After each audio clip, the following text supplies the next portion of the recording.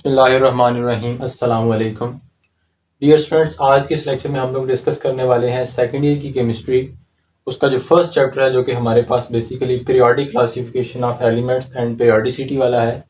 इसी तरह से जो नई बुक है फर्स्ट ईयर की उसमें भी तकरीबन सेम ही चैप्टर है पीरियोडिक टेबल और पीरियोडिसिटी वाला, जो कि as a first chapter include किया गया है फर्स्ट ईयर की केमिस्ट्री में। तो उन दोनों चैप्टर्स को या उन दोनों क्लासेस का जो पहला पहला चैप्टर है उसको हम कंबाइन करके इस लेक्चर में डिस्कस करेंगे। और जो जो पॉइंट्स दोनों बुक्स में डिस्कस हुए हैं उनको हम आज इंशाल्लाह इस लेक्चर में स्टार्ट करेंगे। तो जो पहला टॉपिक है वो ऑलमोस्ट हमारे पास historical background of periodic table के हवाले से है। तो चलें इस टॉपिक को हम स्टार्ट करते हैं। एक चीज़ आपने याद रखनी है कि ये जो लेक्चर है कुछ पॉइंट्स मैंने यहाँ पे मेंशन किए हैं। बुक पे बहुत ज़्यादा डिटेल्स होती हैं लेकिन वो इतनी इंपॉर्टेंट नहीं होती आप लोगों के लिए, और जो टॉपिक है वैसे भी आप लोगों के लिए सिर्फ एमसीक्यूज या शॉर्ट के हवाले से इंपॉर्टेंट है। तो जो पॉइंट्स मैंने यहाँ पे एक्सप्लेन किए हैं मेंशन किए हैं उनको आपने नोट डाउन भी कर लेना है, और साथ साथ आपने ये कोशिश करनी है कि जो पॉइंट मैं बोलूँगा वो भी आपने अपने पास नोट डाउन कर लेना है। सबसे पहले हमारे पास पीरियोडिक टेबल की बात की गई है। An arrangement of elements that helps to study properties of the elements. Book के ऊपर पीरियोडिक टेबल की डेफिनेशन लिखी है लेकिन यहाँ ज़रा मैंने आसान वे में लिखी है, तो आप लोग कोशिश करें इसी को नोट डाउन करें।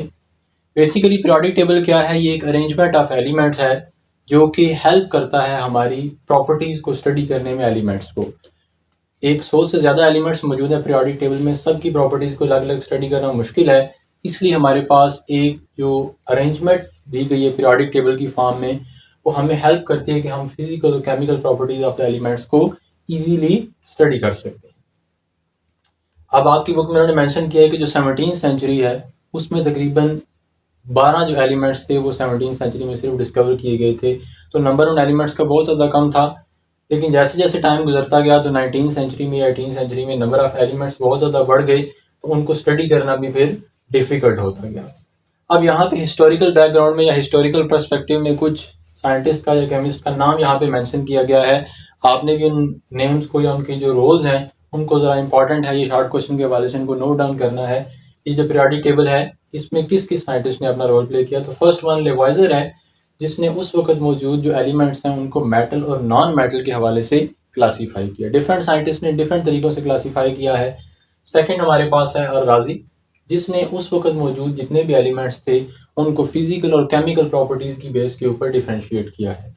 ये फिजिकल और केमिकल प्रॉपर्टीज़ क्या होती हैं इसके हवाले से एक और वीडियो है जिसका लिंक आपको इस वीडियो की डिस्क्रिप्शन में मौजूद है।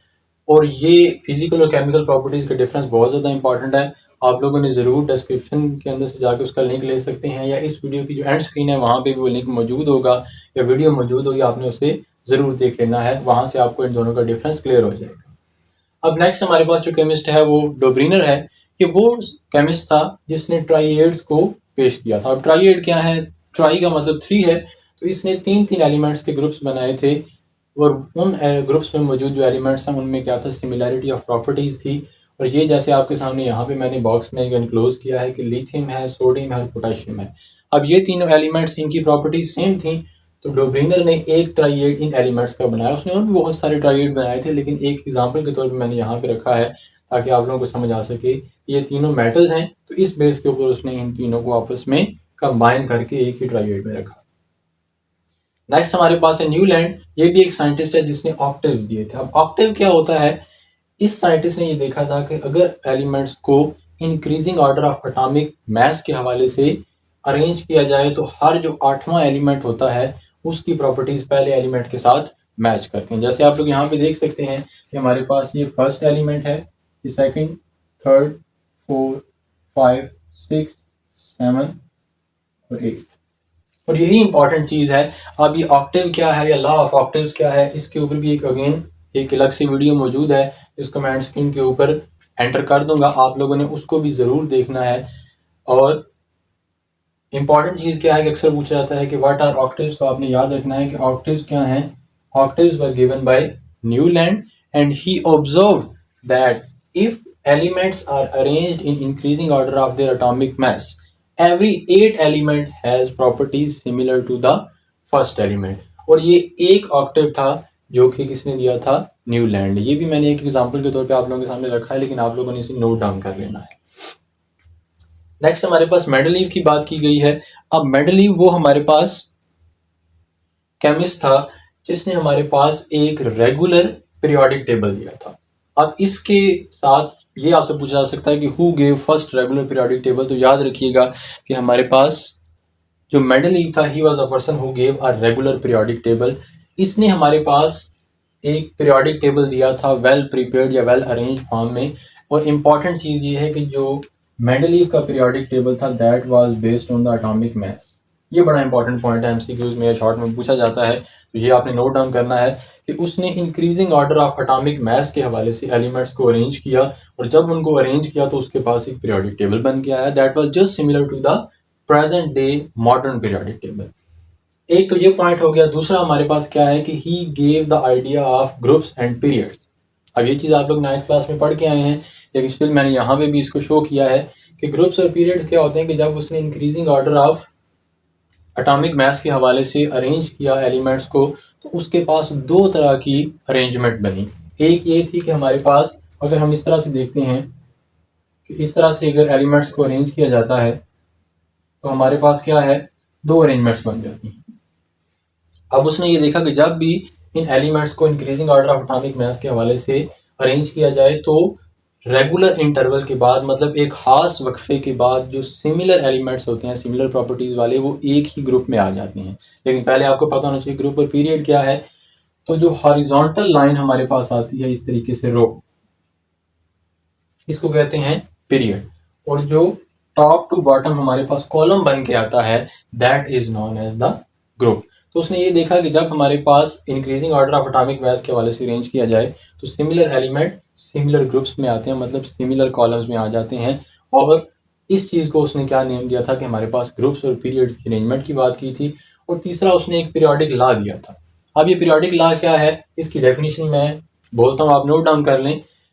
When elements are arranged in increasing order of the atomic mass, the elements with similar properties fall under same group।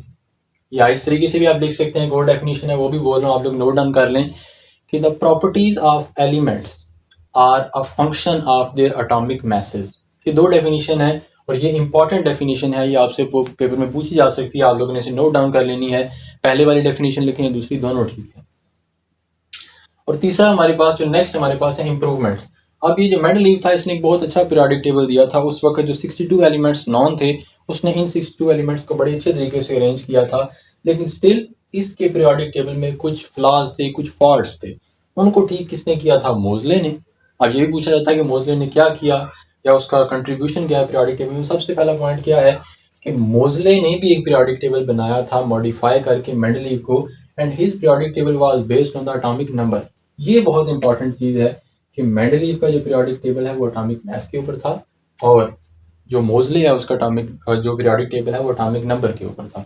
और उसने क्या किया, एक तो एटॉमिक नंबर को डिस्कवर किया। ये चीज़ आप लोगों ने फर्स्ट ईयर में पढ़ी होगी जो सेकंड ईयर के बच्चे हैं, लेकिन जो फर्स्ट ईयर वाले हैं उनको ये चीज़ आगे एटॉमिक स्ट्रक्चर में जाके पढ़ाई जाएगी कि मोजले ने एक तो एटॉमिक नंबर को डिस्कवर किया, और दूसरा उसने क्या किया कि इस एटॉमिक नंबर को डिस्कवर करने के बाद मोजले जो मेंडेलीव का पीरियोडिक लॉ था उसको थोड़ा सा मॉडिफाई भी किया। उसने कहा था कि properties of the elements are a function of atomic mass, जबकि मोजले ने कहा कि no, properties of the elements are a function of their atomic number. तो ये क्या है, ये पीरियोडिक लॉ है अकॉर्डिंग टू द मोजले। ये भी आप लोगों से पूछा जा सकता है कि explain the periodic law according to Moseley. तो आपने जस्ट एटॉमिक मास की जगह पे एटॉमिक नंबर की बात करनी है।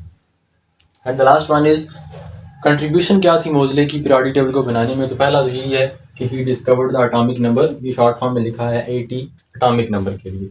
और दूसरा हमारे पास क्या है, he discovered noble gases. Mendeleev के पीरियोडिक टेबल में नोबल गैसेस की बात नहीं की गई थी। नोबल गैसेस क्या है, पीरियोडिक टेबल के एंड पे हीलियम है, नियॉन, आर्गॉन, क्रिप्टॉन और जीनॉन।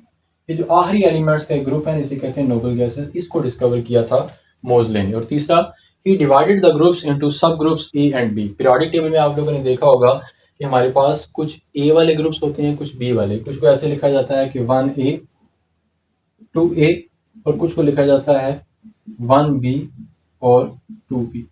ये चीज़ आगे हम एक्सप्लेन करेंगे नेक्स्ट लेक्चर में भी A और B क्या होते हैं, लेकिन सिर्फ यहीं इतना आपने याद रखना है कि उसने ग्रुप्स को डिवाइड कर दिया था A और B की कैटेगरी में। तो ये कुछ हमारे पास इसकी हिस्टोरिकल पर्सपेक्टिव था।